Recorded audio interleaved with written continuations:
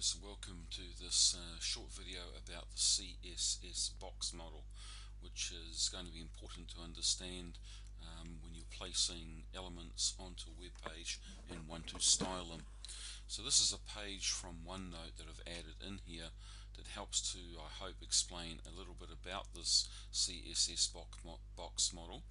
Essentially what it's saying is that any element that you put onto a web page, so for example an image, but it could be a paragraph, an unordered list, a list item, any tag or element that you put onto a web page takes up a certain amount of width and height normally.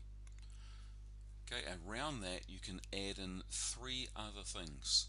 Padding, which is like a layer around the outside of the content, so like if it's an image we could put a layer around the outside of the image called padding. Then you could have a border around that, and then you could have margin around that as well. Now all of those things which you add around the element are going to add to the width and the height that it takes up on a web page. Okay, I think the best thing to do here is have a read of this and then have a look at the video that I'm attaching to this page in a moment. Okay, so I'm using Dreamweaver here, Dreamweaver CC, Creative Cloud, and what I've got here is a web page where I've set the background of the web page to this sort of mauve color. I've inserted an image and I've centered the image not right in the middle of the page, but in the middle horizontally, if you like.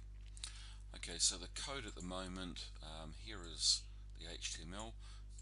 Now don't worry too much about this thing called class and some of this other styling at the moment. Let's just focus on what we can do to add some padding, a border and some margin to this element here. So the way I'm going to do that is I'm going to go back to code view here. I'm going to select, just click in that image and go to our CSS designer here and add a selector. So let me just change that to IMG. So just selecting the image. Press enter and we bring up the properties here. So in this section here I'm going to add some padding in. Now I'm going to do that in pixels and I'm going to add in 30 pixels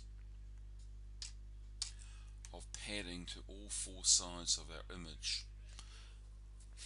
And I'm also at the same time I want to put a background color to our image.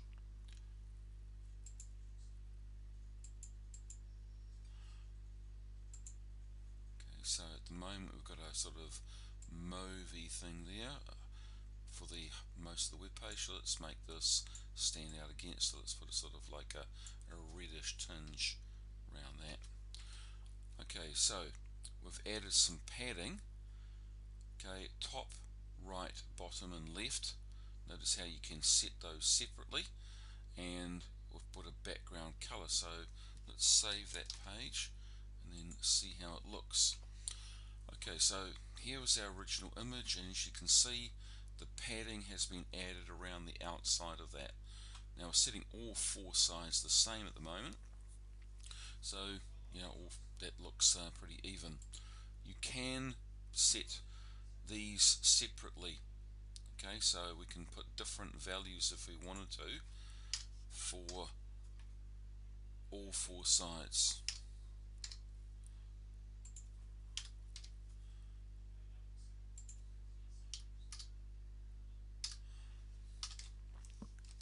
And let's see how that would look. Okay, so that looks pretty ugly, but notice that you can have all four sides separately. And there is a shortcut if you want to set all four sides the same. It's just padding, then the amount, which is what I'm going to set that to now. Make sure it's spelling right. Let's have a look at that. Yeah, back to what we had before. So this is shorter than setting all four sides separately. Okay, now what about a border? Okay, so let's see if I can persuade us with that. So let's go and set the border. Go all four sides the same. I'm going to set the width in pixels again, and I'm going to set that to 15 pixels. Style, I'm going to set to solid, and I'm going to make that a green color.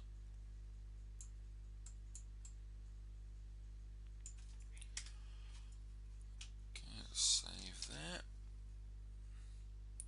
Notice how the border property is set. Okay, the width, the style, and then the color. Okay, so there's our border. Notice that's been added to the outside of the padding. Notice that we set the background color for the image. Notice that the background color is showing up behind the padding. Okay, and the border, of course, would be a separate color if you wanted that to stand out. Now let's set the margin. Okay, so I'm just going to do that manually here. Okay, let's make that 40 pixels. Okay, let's go to live view. Okay, so what's happened there? Doesn't seem to be like anything's happened. Well, let's just comment that out for a moment.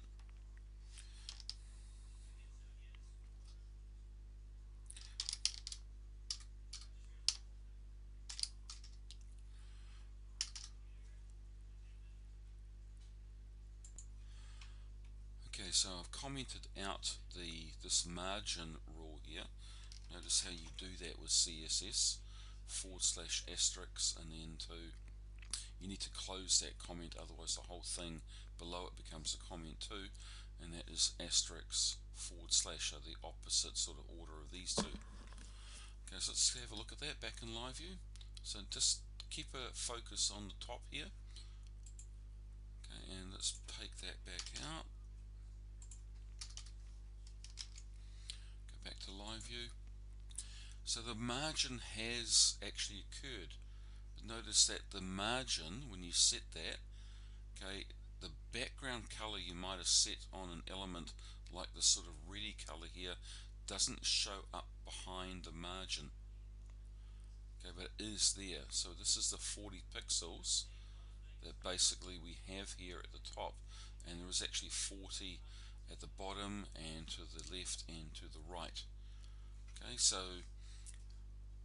every single element that you set on a web page can have those four things added to them to put space around an element and to help set things out.